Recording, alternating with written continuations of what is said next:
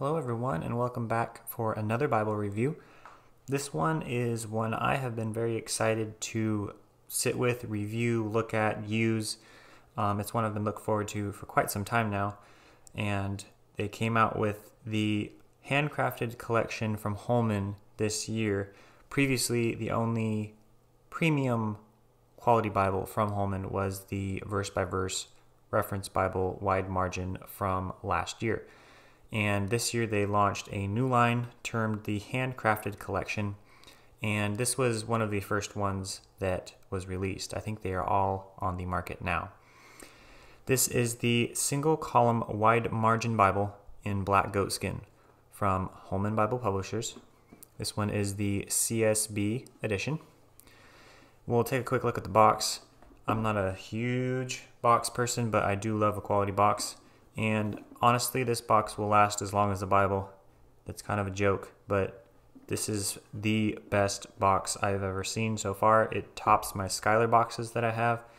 They did an amazing job on this box. It is extremely durable. It's a really, really thick two-piece. And I'll just pop it open here so you can see you could stand on it. It's a quality box. So great outer technology on their craftsmanship here, and that's just something to take note of when looking at Bibles. The boxes they come in do often quantify what is inside them.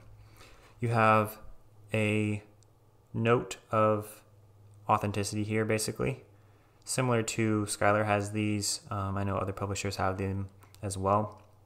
Crossway does with their heirlooms. Just kind of showing what it is, where the typeface came from, and just that it will be replaced if something goes wrong with it. And then here is the Bible itself. Now this is a big Bible, and it was the first thing I noticed about it when I got it was much larger than I had anticipated. However, it's nothing new for Holman Bibles and the line that they've come out with. It's pretty standard, and I'll show you that in a second. So the text box size, we'll just go through that right now. 9 inches tall by 6 3/4 wide by 1 5/8 inches thick. It is a little bit thicker with the yap because there is a little yap around the edge on this one, basically a semi-yap. And I will quickly compare while I'm mentioning it. This is the Spurgeon Study Bible that came out in the last few years. And this one is typical of the size of Bible that this is, and there are several. The Illustrated Bible that came out last year is the same size, as well as the verse-by-verse wide margin.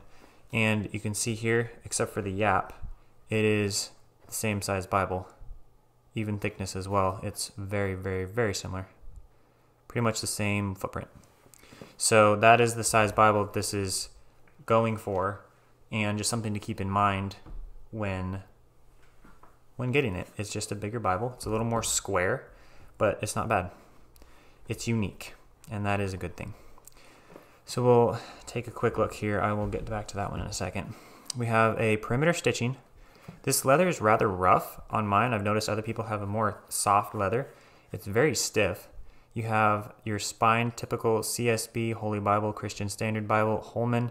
You have your inlaid, tooled ribs. They're not raised, similar to an Allen, which I have not owned yet.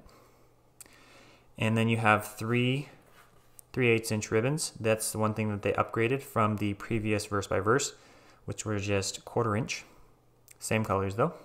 They could be about an inch longer, but I'm not complaining about this. This is an excellent step up from the previous. Then the interior, you have probably a calf skin liner, I believe. It's definitely leather. You have your edge lining here. Very well done, very clean. They did an excellent job of that. This is not soft at all. It's very stiff, and as you can see, it's just holding up very well without any assistance. It's very sturdy, and that could be a problem for some people. I particularly don't mind on a Bible this big. I would like it to be a little softer, but being stiff is not a problem because it helps keep that open. And I'll really quickly kind of compare the leather on the previous verse-by-verse. You can see this one much more pliable, and the interior is a little bit softer. It's a little bit more floppy, as you can see. So that was the biggest difference there. You have red under gold gilding. The gilding is very well done. It's super sharp, thick coloring, very, very, very reflective. Excellently done. You have black tail bands and headbands. And the gold perimeter gilt line goes all the way around, including into the spine. And some Bibles don't do that. The corners were kind of interesting. They're very well done, but they're just a little odd. They're not pleated or even, it's just weird for me. I don't know. They did a really good job. They're really clean. They're all consistent, but it's just not your normal corner. I'm not complaining though. They did a good job. And getting into the Bible itself, we'll just kind of take a quick overview here. Your end pages are glued together, all one piece, right into your presentation page, and then right into the text block itself. Single column wide margin Bible. You can see there's a red theme going on, same as the verse by verse. You have your opening page, and then you get to the copyright. This one is a 2021 edition. 2017 was the original publication. This is the updated 2020 text. And this one is printed in China. You have your text, contents, books of the Bible, introduction. I encourage you to read that if you have not. Very good to read those and inform yourself on the translation. Then here's the opening, and you'll notice right off, if you have seen the previous verse by verse, this little symbol, it's kind of like a little flower or something. I'm not sure exactly what it is, but that is the same. And we will pop this one open just to show that. You have the same thing going on here at the beginning of the Old Testament. So you have very, very similar color scheme. Obviously that will change once we get to the interior, because here we go. This is what this Bible is, as its name suggests, single column. Now this makes for a big Bible in the sense that the 2-column you can be much thinner because you're having more words per page.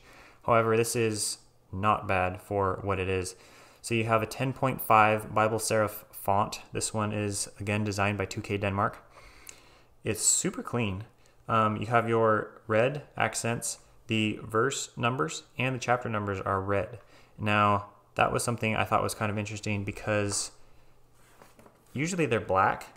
They did the same thing for the verse by verse. The verse numbers were red. I'm not sold on it either way, actually. I'm not sure that I dislike it, but I'm not sure that I'm totally for it either. It's not really any harder for me to locate verses with their red or black, but that is just something to keep in mind. That is a feature. You have a red line at the bottom and then your textual footnotes. There are no cross references.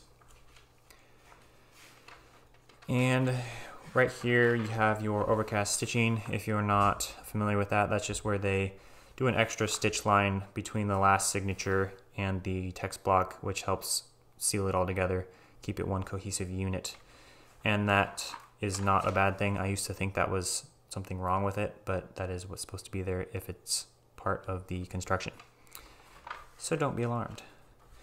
And I'll get to a place here where I can kind of show the dimensions. So the margins are 1 3/16 on the outer. Then the inner is about 3/4, and then there is about 1/2 inch top and bottom. And they do raise the line, so then you always have 1/2 inch. They don't keep the line the same throughout and then have the footnotes come down. They raise the line and leave that 1/2 inch. So you have a consistent page layout. And I know some people complain about having a smaller inner margin because with a single column, it's kind of nice to have equal margins on both sides because you can't reach, where a 2-column, you can reach, this margin can go for these verses, this margin can go for these verses. This one, you kind of need to have room on both sides because you can't fit all in one verse on one side. So it would be nice to have this inner margin just a tiny bit wider.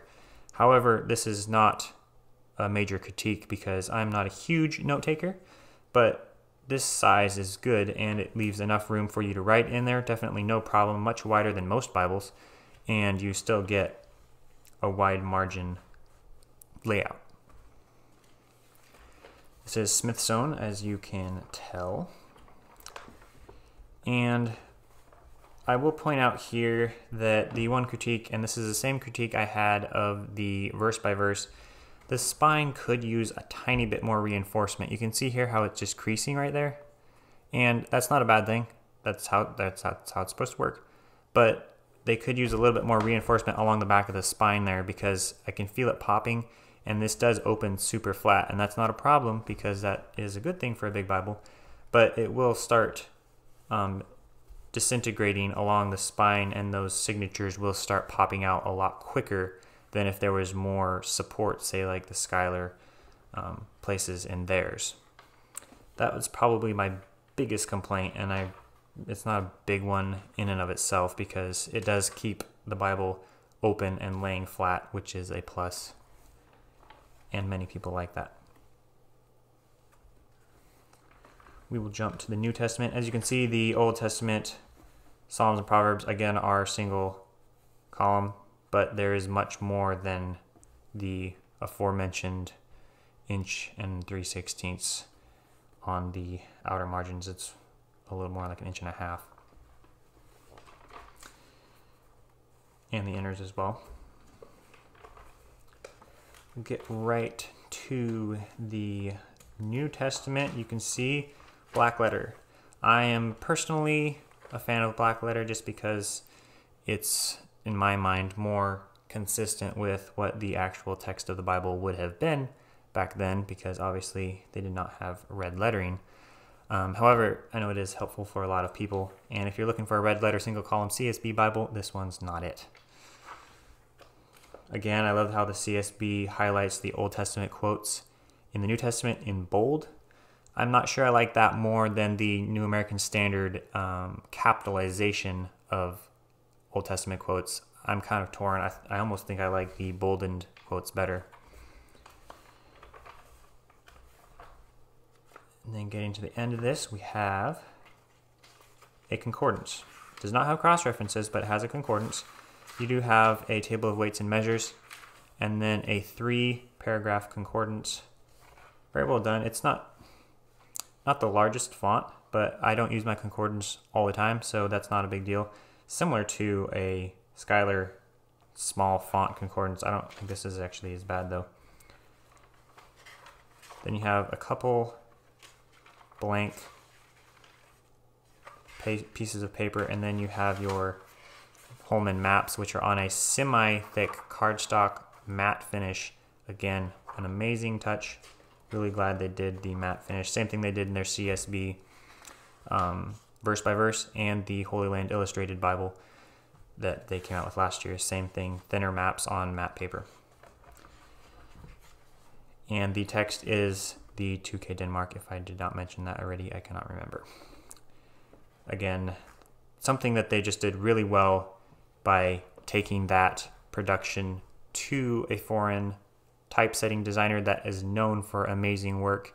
And Thomas Nelson, Zondervan, Allen, Schuyler, all those guys use that typesetting publisher and organization to get their type and print out because they do such great work. And definitely you can see that in just the clarity and ease with which you can read this text.